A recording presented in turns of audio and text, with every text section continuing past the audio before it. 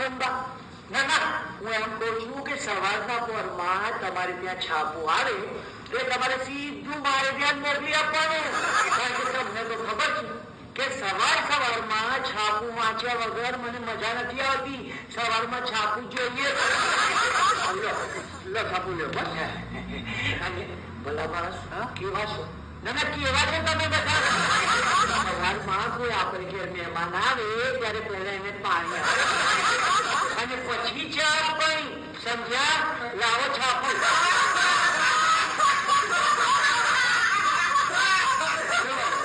છાપું લ્યો. પીઓ પીઓ. આ ચા ખાંડના ડબલા ઉપર છે ને તમારા જ નામ કોતરાવ્યા છે. અને રમણભાઈ, રમણલાલ રાખડી. હા ભાઈ, રાખડી વાળા રમણભાઈ. પછી અમારા ત્યાં 2-3 ભેંસો ખરી ને એટલે અમારે તો દૂધ મફતમાં જ આવે છે. પછી તમે શું કરો છો? એની ચા બનાવીને તમને પીવડાવીએ છીએ. અને પછી તમે?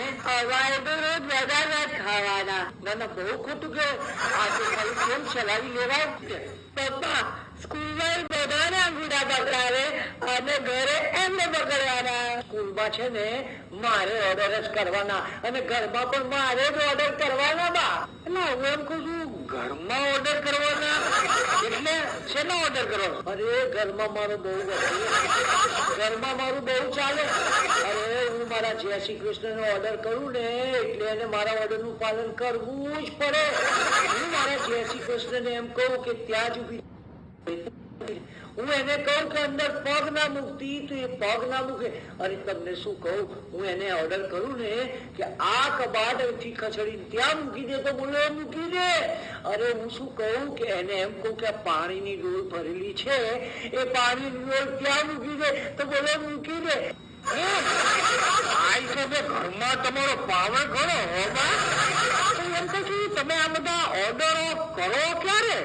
એ પોતું ત્યારે બહુ સમજદાર છે. અને સ્કૂલમાં ઓર્ડર કરવાનો એટલે? અરે આજકાલ સ્કૂલમાં છે ને બહુ જ કામ રહે છે. કેવી રીતે? એ છે ને મારામાં બેઠા બેઠા વધારે પવન ના આવે.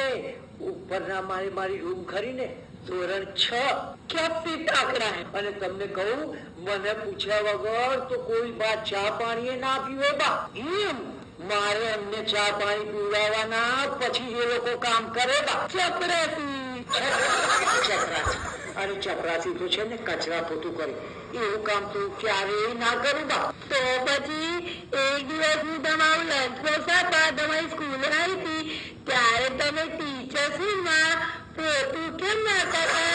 એમાં એવું હતું ને કે 6 મહિનાથી પેલી કચરા પોતું કરવા વાળી બાઈ આવી એટલે મારે કચરું પોતું કરવું પડ્યું હતું.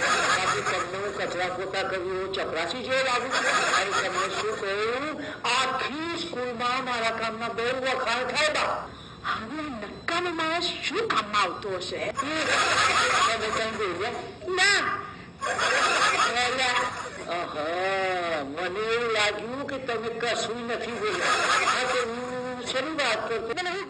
અરે મને કામચોર કમિટીનો ચેરમેન જ બનાવી દીધો. બોલો ભાઈ, ખરેખર હવે તમને તમારા લાયક કામ મળ્યું કહેવાય.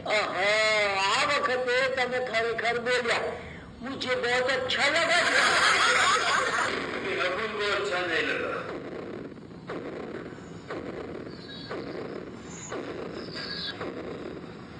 बाप तुम घर पे जाना, बाप तुम्हारा इंतजार करता है. ये नाथમાં ફૂલો છે. धोखा है तुम्हारी बुराई के बाद. ખોટું બોલે છે. મારી ધોલાઈની મારા કપડાની ધોલાઈની વાત કરે. बाप कपड़े के बाद तुम्हारी बारी. चाहिएगा नहीं. Don't go away. जाओ नहीं तो मारा.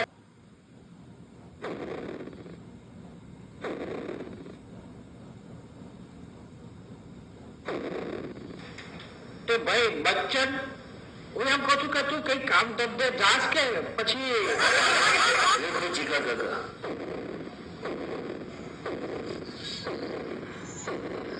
तुम अपन के बाप की माफी है, इसलिए तुमसे अपन झूठ नहीं बोलेगा.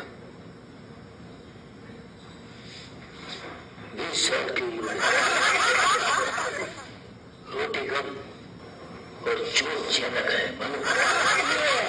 તો બી વાગે કાઢતું હોય પલાડી વાગી જાય ના એટલે હું કઈ સમજ્યો નહીં.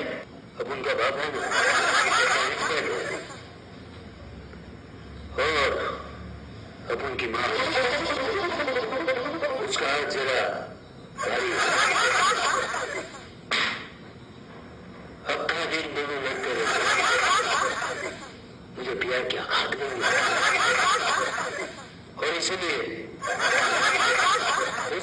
माइंड फ्रेश करने के वास्ते अपन आज तक फिल्म इंडस्ट्री के चक्कर काटते हैं.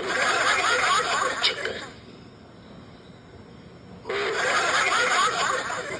काका, लगता है मेरे शूटिंग का वक्त हो गया. आज फिल्म शुरू कर मिलते हैं ब्रेक.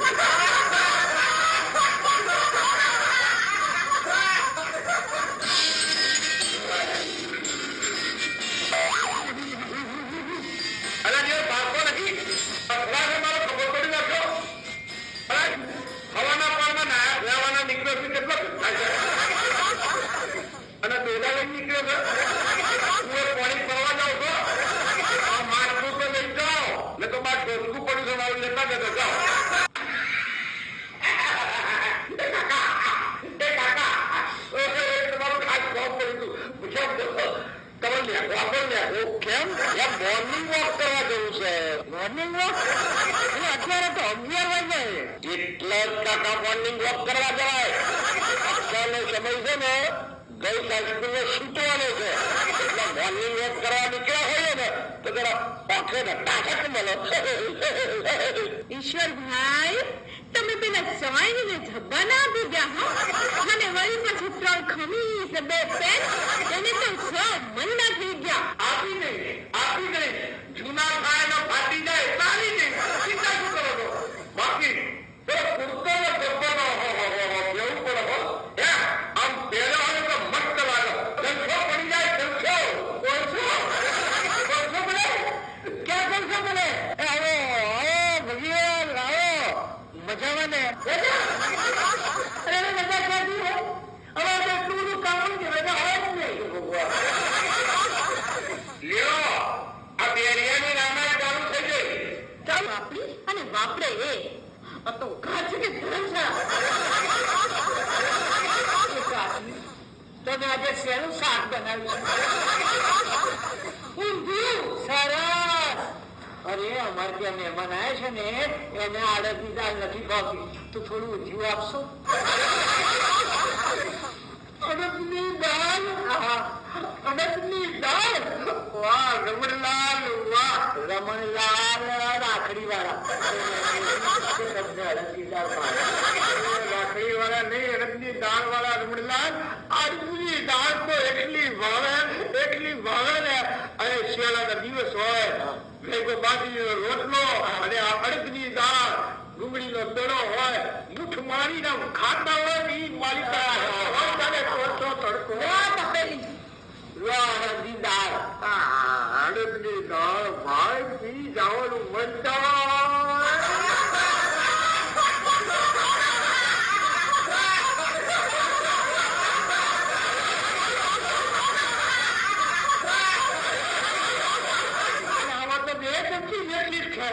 તો એને ઢેગવા ઉપર લગાવી ખાઈ જવાની ભાવે મજા આવે.